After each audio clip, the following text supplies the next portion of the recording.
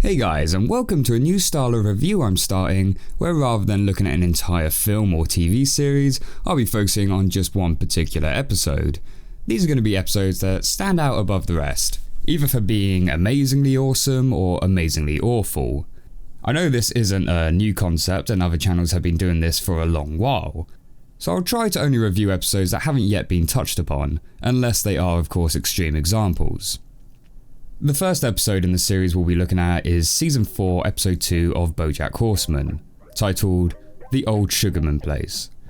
I've spoken in the past about Bojack Horseman and how much I enjoyed the show, but that was just for Seasons 1 to 3. Since then, Season 4 was released, and I found Episode 2 of Season 4 to actually be one of my favourite episodes in the entire series, which for a show like Bojack Horseman is a very high bar to set. If you haven't yet seen Bojack Horseman, I recommend giving it a watch before viewing this video, as Bojack Horseman holds strong continuity between episodes, and some of the stuff I talk about in this episode may ruin potential spoilers for the series. And I know from first glance that Bojack Horseman looks like some cheap flash animated show whose main character is just playing off an outdated meme, but it honestly has some of the most darkest and emotionally driven episodes I have ever seen in an animated TV series, tackling issues of depression, addiction, and trying to find your purpose in the world. As for those of you that have seen the show, or those of you that just don't care about spoilers because you're weird, let's take a look at the awesome animation of The Old Sugarman Place. The episode starts where Bojack left off at the end of Season 3. After feeling like he was part to blame for Sarah Lynn's death, Bojack is riddled with guilt and leaves LA to drive aimlessly on the open road. We get a montage of his travels, which is accompanied by a cover track for A Horse with No Name, fitting not only as it represents Bojack's extensive travelling, but also because, you know, he's a horse. Actually thinking about it, I wonder if the lyric, "I met a fly with a buzz," is also in reference to the dragonfly he meets later on in the episode. While sitting in a random cafe, Bojack notices the label on a sugar cube wrapper that reads Sugarman Sugar. Mr. Sugarman was Bojack's grandfather, and so Bojack decides to go back to the old Sugarman family home where he used to spend his summers as a young child. As he walks in the house, he gazes upon a large picture above the fireplace, which shows his grandmother and grandfather, his uncle Crackerjack, and his mother, Beatrice. We then get a cut back to Bojack's family as they were growing up in the home. Now throughout the series, we've explored some of Bojack's childhood to see what influences led him to be the broken and depressed alcoholic we see today. Much of that influence being from his mother Beatrice, who never showed him love and was always a neglectful parent to Bojack. But until now, we've never seen what Beatrice's childhood was like and what possible instances could have led her to become such a horrible person that we see today. To start with, everything seems pretty normal and happy in the family. Their son Crackerjack comes in to take part in a family photo before he goes out to war to fight the Nazis. Before they do though, Crackerjack and his mother start singing the song "I Will Always Think of You" on the piano. I will always think of you. Drink a brew, I'll see your face. This song will also recur later again in the episode. The dad tells him to hurry up as Time's arrow marches forward. Oh, really? Time's arrow marches. I didn't know arrows had legs. Honey Sugarman, how did such a sweet face end up with such a smart mouth? I don't know, but I've got half a mind to kiss you with that smart mouth. Well, that half you can keep. Ooh, that is some dark foreshadowing. As they take the photo, we cut back to present day where Bojack Horseman is attempting to fix up the old house. A local dragonfly named Eddie yells at Bojack that he needs to fix his front door. Bojack, being the stubborn arsehole that he is, refuses to fix it just to piss him off. We then see time pass from summer to winter, and see Bojack sat inside, shivering in the cold, watching a new TV series which is based on the death of Sarah Lynn. Now this is where the episode starts to get interesting. Generally, the structure of an episode will have two plot lines, the A plot and the B plot. The A plot is the main narrative for the episode, whilst the B plot is simply put in for either filler or comedic relief. As the show progresses, it will continually switch between the A and the B plot, and normally at the end, the show will bring them together to wrap up the episode. In a good episode, the A and B plot will often have some connection. A good example of this is Season 1 Episode 2 of Rick and Morty titled Lawnmower Dog. Plot A focuses on the family dog gaining intelligence and slowly wanting to take over the world. Plot B focuses on Rick and Morty entering his math teacher's dreams in order to plant an idea to give Morty better grades. Eventually the two plots fuse together, and elements of Plot B are used to resolve the issue in Plot A, where Rick enters the dream of the family dog to plant the idea that dogs will be better off on their own place away from humans. And why am I explaining all this? Well, in this episode of Bojack Horseman, the A plot is Bojack trying to fix up the old house with Eddie, and the B plot is the flashbacks to his family. And so far, the episode has been using the generic formula of cutting between A and B. But now the episode starts to actually fuse the two plots together, and we begin to see them both taking place on screen at the same time.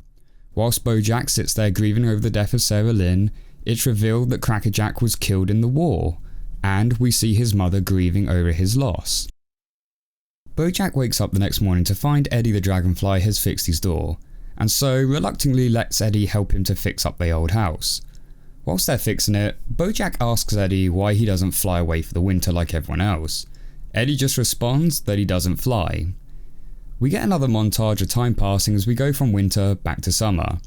The house is now fully restored, and as Bojack goes inside, we see his old family also enter behind him. Mrs. Sugarman is still clearly distraught about losing their son Crackerjack. Unfortunately though, her husband doesn't seem to be able to grasp as to why they're so upset. As a modern American man, I am woefully unprepared to manage a woman's emotions. I was never taught, and I will not learn. Take care, you two.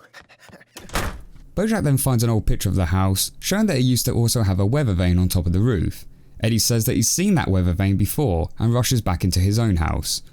As Bojack follows, he notices Eddie watching an old videotape where we see him flying with his wife, who we presume has now died. As Bojack and Eddie head to collect the weather vane from the local bar, so too do Mrs. Sugarman and Beatrice to try and get out of the house.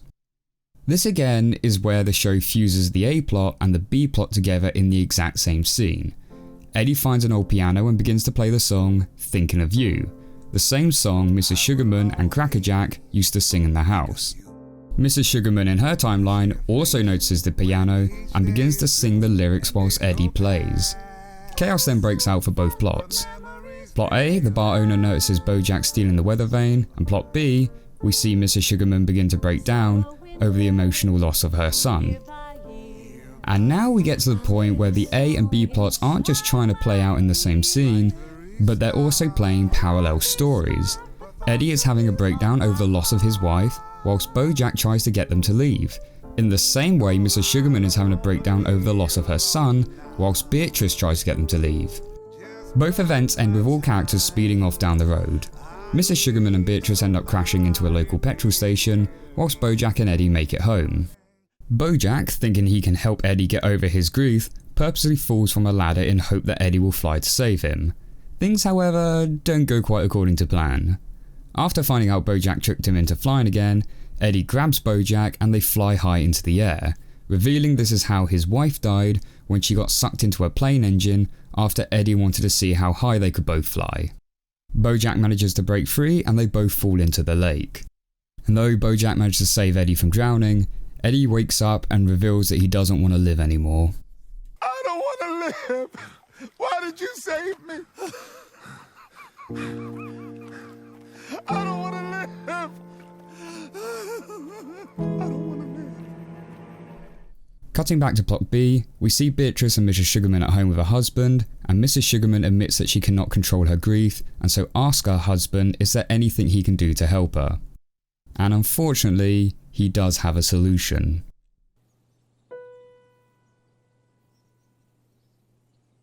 Mother? Oh, hello. It's Beatrice. Yes, that's right. What a pretty girl.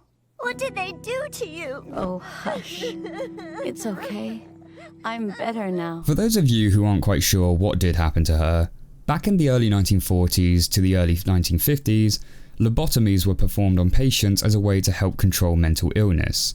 The operation would involve cutting and scraping away at part of the brain called the prefrontal lobe, which controls your emotional response. Though this practice was quickly abandoned after the 50s, Back then, it was thought that severing connections in the prefrontal lobe could lower emotional response and increase stabilization, which makes it all the more disturbing when we hear this line uttered. Why, I have half a mind. Mr. Sugarman then tells a distraught Beatrice that she should never love anyone in the way that she loved Crackerjack. Beatrice promises.